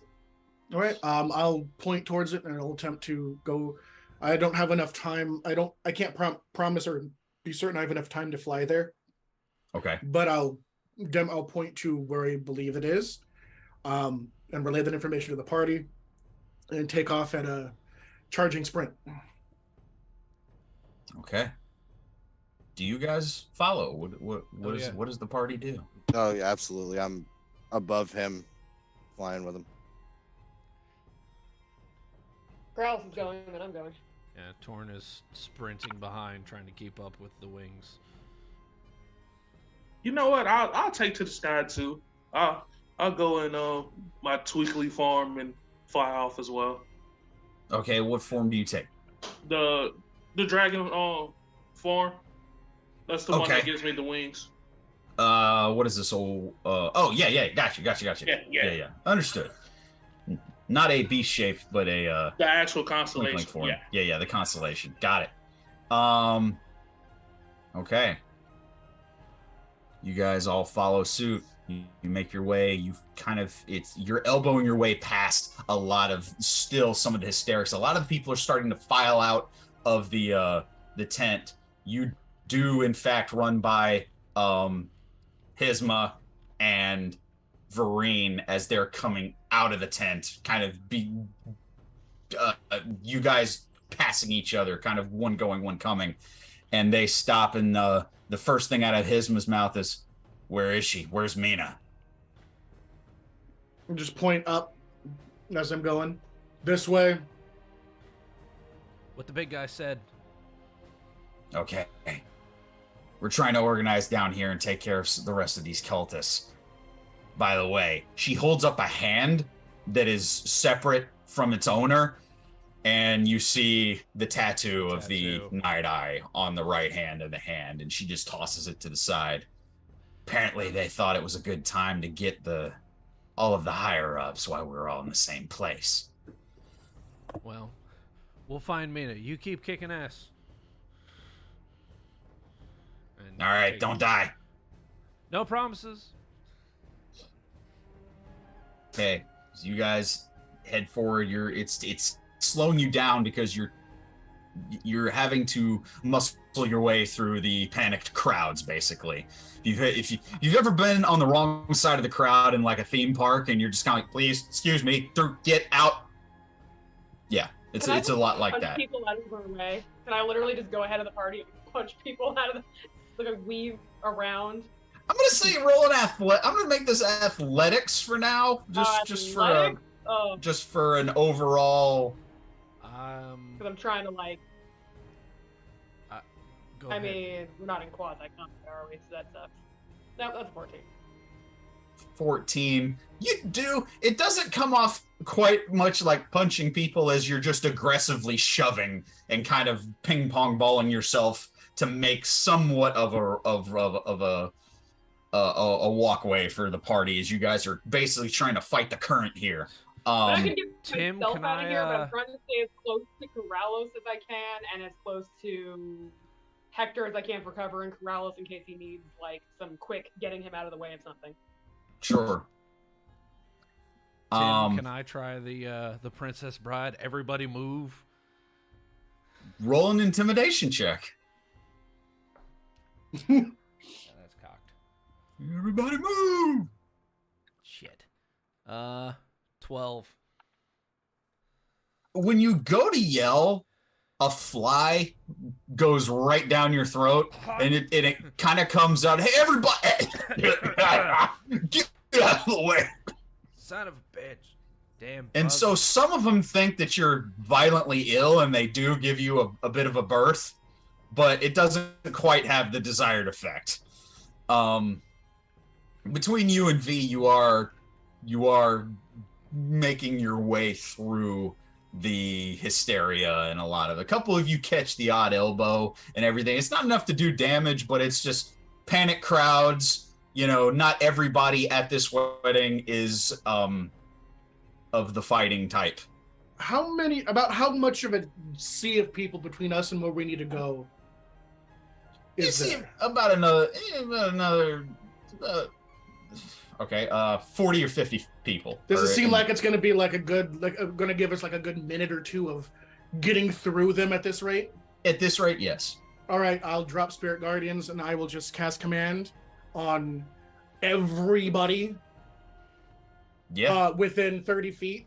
Uh-huh. As a bonus action, I'll cast command and I will Sure. slam my staff and say, "Split and move parts so that we may solve your problems." And slam my staff into the ground with the last of my wings raising up and flying as wax, melting off in a halo behind me. They have to make wisdom saving throws. Yeah. I was looking at that wisdom save, and basically we'll say for the sake of basically flee and get out of the way. I'm gonna just. Yeah, I think they fail. That's a 5. You finally get the desired effect of the sea parting, and now you guys have a straight shot to one of the staircases that's leading up to the By my direct. spirit guardians. Yeah, all of that just to yell at people to get out of your way for time purposes. I know it, but Could matter. You never Yes. know. It could matter. it could matter. V, roll me a perception check. Mm,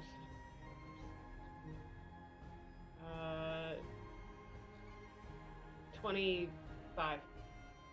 25. Yeah, 16. Something. Just barely, Yeah. huh? Okay, 25. Oh, Out of the corner of your eye, you note the emerald robes.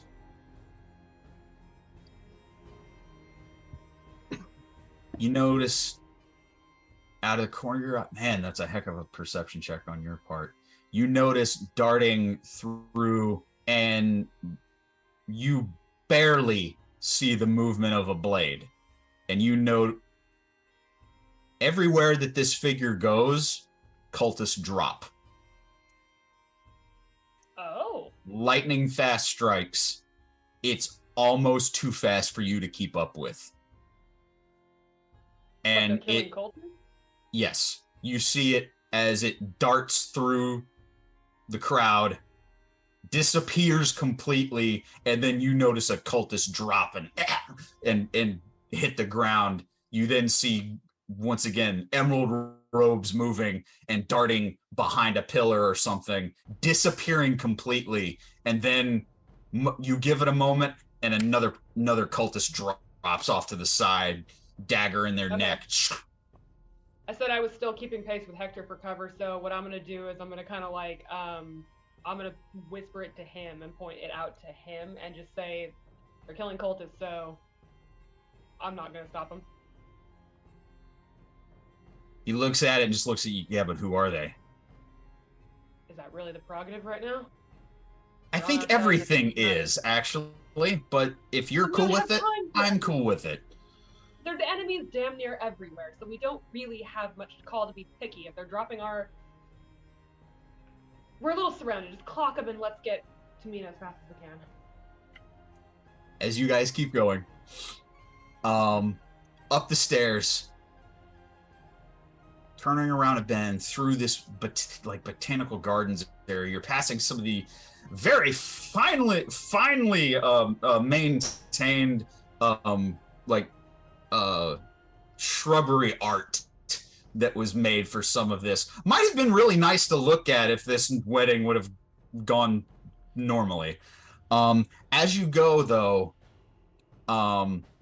you notice a blood trail going up the stairs. Oh, no. Oh shit. And as you guys clock it and you keep going, you make your way up to this raised platform. And at first, it kind of doesn't...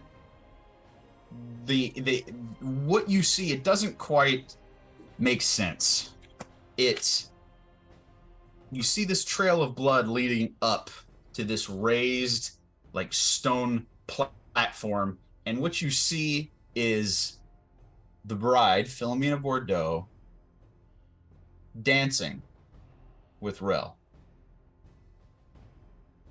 Full-blown waltz.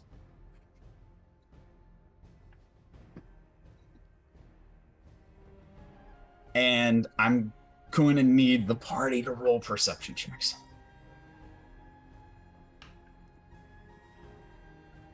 That's going to be a natural 20 for a total of 29.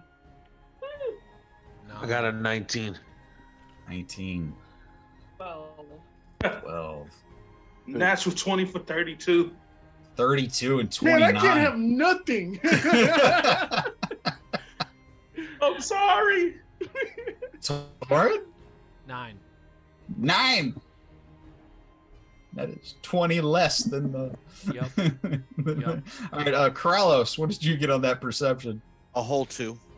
2! Well, now I don't feel so bad. Okay, hold on, because usually I have issues when I try to explain something important. Let me make sure everything is Checking working that right. audio real fast. That's okay, because this audio check is brought to you by Jerky.pro. Oh, you got me. I thought you was going to give it the raise. I mean, I gotta give Jerky.pro some love, especially with the new Atomic Challenge out now. Okay. Definitely try that. The rest of you see Mina waltzing with her groom in the middle of all this madness. Basilis, Draco. You could say that Mina is leading. And then the longer you pay attention to it, you realize that Rel isn't moving and is limp in her grasp. And she's still dancing with him. Okay. Can I at this range with that perception check, he's limp. Is his body reacting autonomically at all, or is he completely ragdoll? He is ragdoll. Okay, well, he's dead. All right. At the very least unconscious. Yes, even with a 30 and a 29. It's really hard to tell if somebody's dead or difficult to tell if someone's dead or unconscious from that. You can hear their pulse from there. How far away are they? I'm going to say with the distance of leading up, I'm going to say at the very least 120 feet. 120 feet? Yeah. All right. Then that's just at the max range. I am going to... having seen one creature under a compulsion effect already, and seeing something that I don't care how brutal and murderous these people are, and I know they're a bunch of genocidal monsters. Mm-hmm. That's extreme.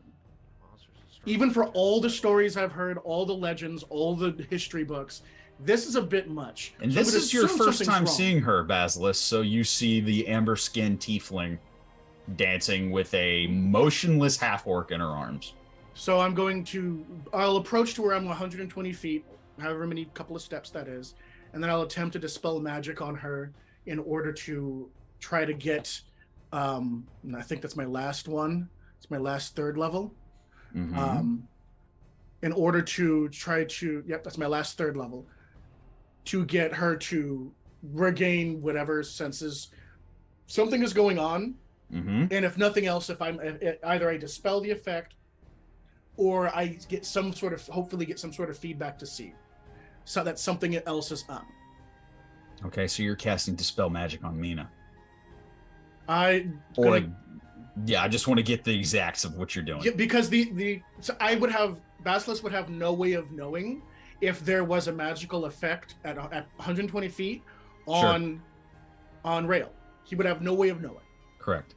But what he does see is somebody parading what looks like a corpse around. Yes. And has already seen a creature that is intelligent and strong be dominated. Yes. So he's under the impression that something is dominating powerful... I mean, there's a word better than people. Entities? There's a word better than people that he would use, but sure, part of the family. And that he takes personally. So he's going to dispel magic on her, assuming that somebody is controlling her and forcing her to do whatever the hell is going on. That's the rationale. And this is very interesting.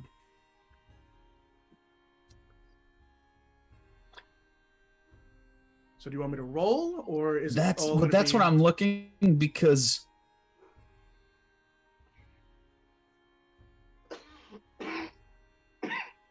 you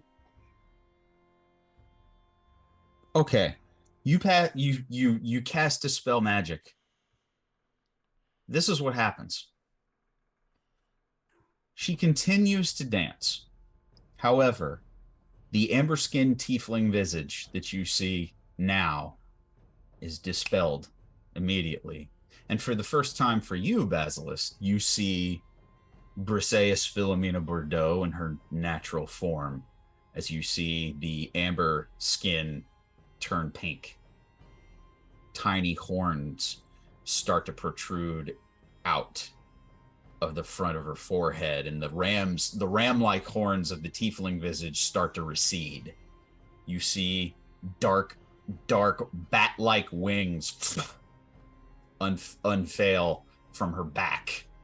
You see the wedding dress starts to dematerialize, and in its place, a bright red, almost like skin-tight vinyl. Okay. Very Marvel Electra-like in the overall look. You see the knee-high boots that are heeled, raised. You see, for the first time for a lot of you, possibly what Mina looks like in her adventuring days.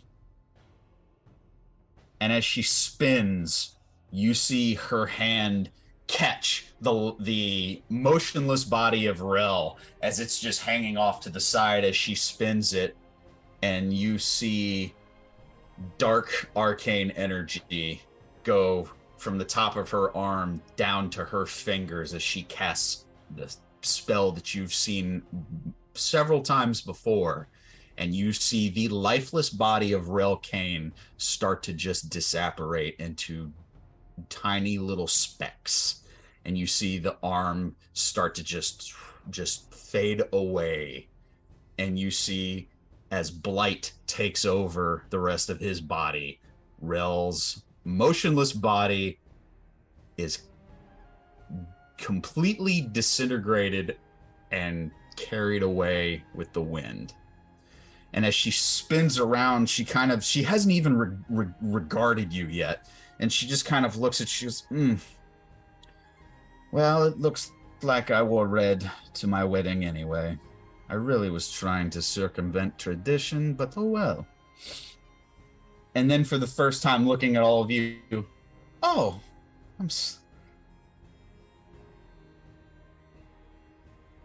hello.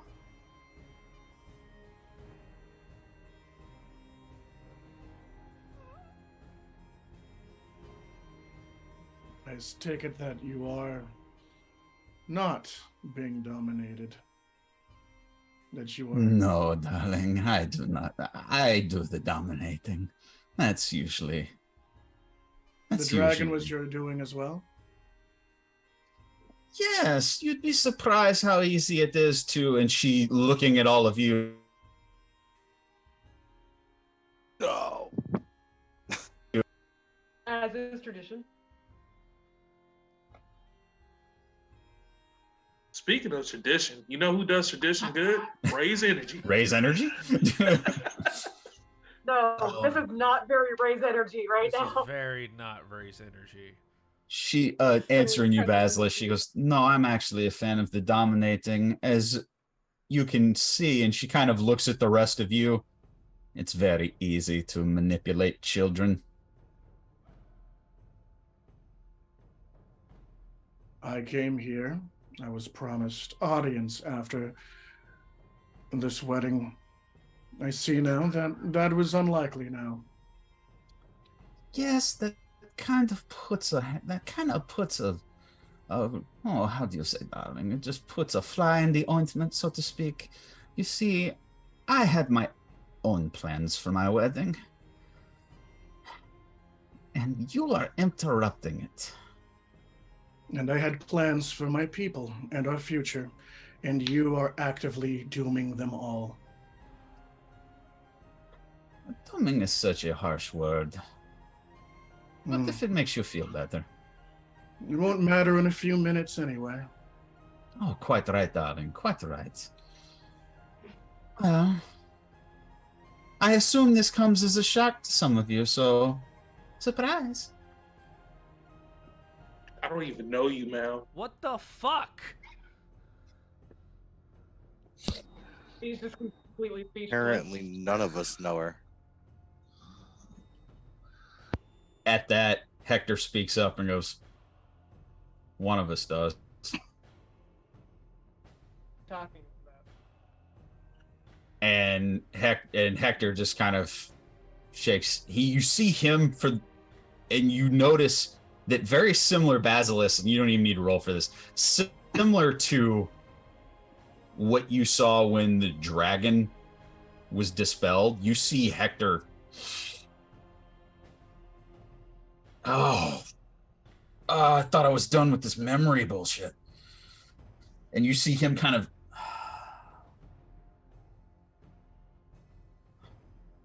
Perseus, why? And she goes, why? Well, darlings, the only thing that truly matters in this life is surviving. I have survived this entire time. You see, is she is slowly, methodically coming to the edge of that raised like dais platform that she was on, and just running her hand over the handrail and slowly making her way towards the steps. She's making her way towards the dais. Slowly, like she's moved like 10 feet, and she's moved up. Basilis will kind of drop his staff down to his side to look less aggressive, and will maintain his diplomatic posture. Sure. And take a few steps forward and slowly approach and say, it doesn't matter to me what you do on your holidays and your special events. It doesn't matter to me the lives of a few of these monsters being taken so that you can sate your needs. But what matters to me is that in all of this, you have deliberately and with impunity decided to throw away the future of my people by trapping me here in this utter farce. And for that, well, our job is to represent the lives of thousands and thousands and thousands. Yes. And for that, my mother would be ashamed of you. And he'll raise his staff, and you watch as it shifts again into the shillelagh, where it widens. The snakes come around and bite the scales. Yeah. And he thrusts it forward and says, no matter what happens, I will do what I have been sent to do. And I cast Guiding Bolt at 4th level. Okay.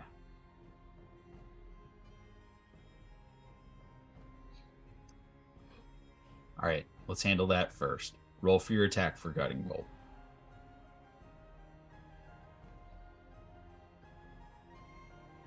Come on, roll for me. V's sort of stunned. She's just kind of staring between the group and then staring at Hector's back at this point, really. She's behind him and just not even looking at Mina. She's just sort of...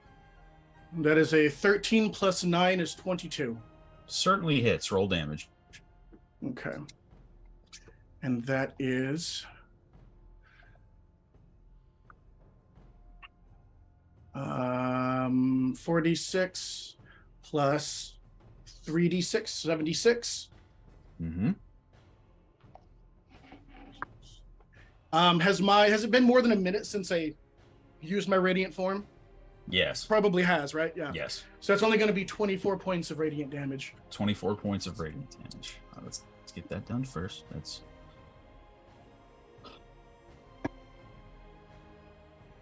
You see his guiding bolt lights her up.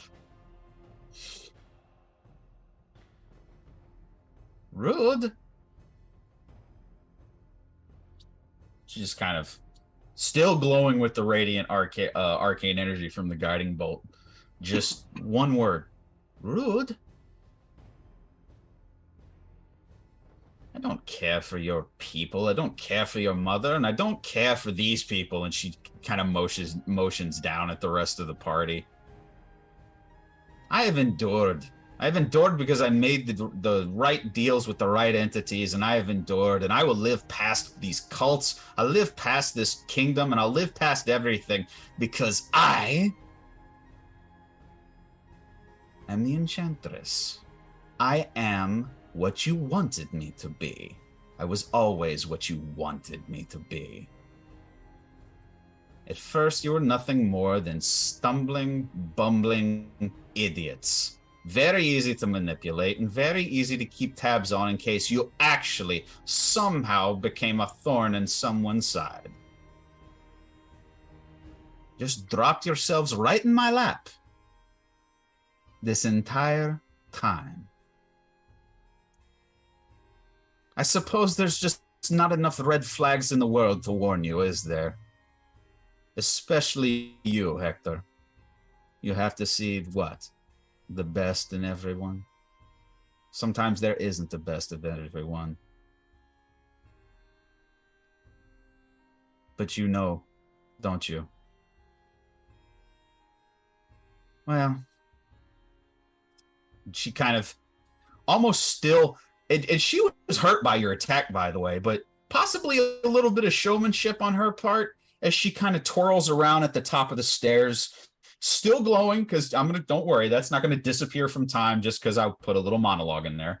No worries. She stands at the top of the stairs and just kind of very empirically sets her hands at the top on each railing and just says, I think it's time for the games to be over, don't you?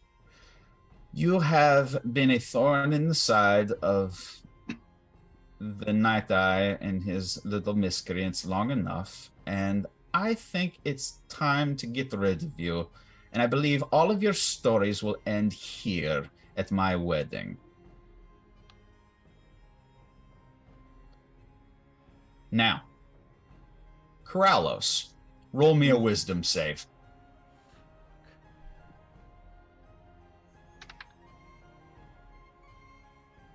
$17. You fail, but Cool. but you have advantage because if you recall, when you took Mina as your temporary patron, you were very resistant to the effects of this charm effect, and you had to allow her into your mind. So, roll again at advantage. Ooh. That dice. 18. You fail. You are Corrallos, you are currently charmed by Philomena Bordeaux. She is considered your friend, and she may suggest you to do as she wishes. On each of your turns, when we get to this combat, you will have an opportunity to break it.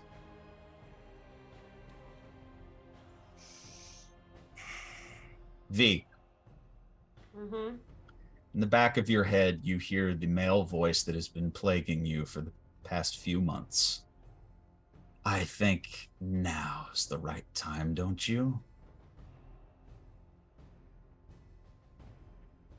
I would start with the pretty one because he's a priority. But kill them all and you'll have your freedom back. Just gonna ask in her. I'm gonna put a hand on Hector's shoulder, kind of frenzied, and just pull him back so I can whisper in his ear. Okay. What do you whisper in his ear? Hector. Did you really think I wanted to play second best to Philomena? And I'm gonna send my wire around his neck. Oh, fuck. There's absolutely no way that he could have seen this coming, so you've got advantage on that. Well, it's a grapple check, but... No, Okay. when it's first enchanted, it's just an attack. It's just then an after attack? that, it's grapple. Okay, so yeah, you've got advantage on Yeah. that. There's absolutely no way that he would have seen it coming. That's a 16 plus 7. Yeah, that hits. So And then I'm going to... the enchanted wire comes up and wraps around Hector's throat. And then basically I'm going to take my next 2 attacks to kind of get him to his knees and away from the party so I can be behind him and have him strangle him. Okay. As you see, Corrallos, you start to... Mina's making a whole lot of sense.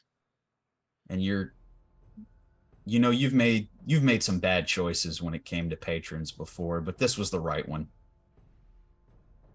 Mina is one of the most powerful beings that you've ever met. And this is right. This is what you've been looking for this entire time, isn't it? Somebody that could give you that power, somebody that could give you the freedom that you've always wanted. V,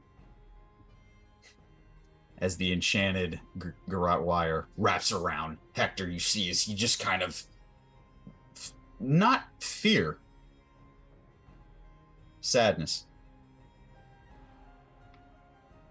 utter despair, possibly, as he just looks at you with the most incredulous look on his face, trying to fight.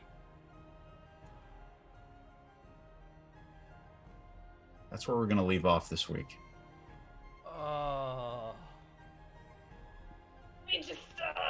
We don't have the time to go into all that tonight. And I think it's best if we hold off right there, and we'll pick up with combat next week. And I'll make notes. Mina is still affected by the guiding bolt. Hector is grappled by V. And Corrales, your mind is not your own right now. You are currently charmed by Mina. That's where we're going to leave off, guys. What the fuck? Take us out, Kirby. What the fuck do I do an outro to that? Holy fuck. Okay. All right. He kind of foretold it with his name. Can't have anything nice. God. Fuck. Okay. Well, let me regain some composure really fast while I sit here. Ladies and gentlemen, thank you for joining us. Thank you for watching. Thank you for listening. As always, like us on Facebook, follow us on Twitter, tap the little bell or your YouTube app so you never miss an upload. Buy the shirts at ProWrestlingTees.com. And I guess we'll see you guys next week.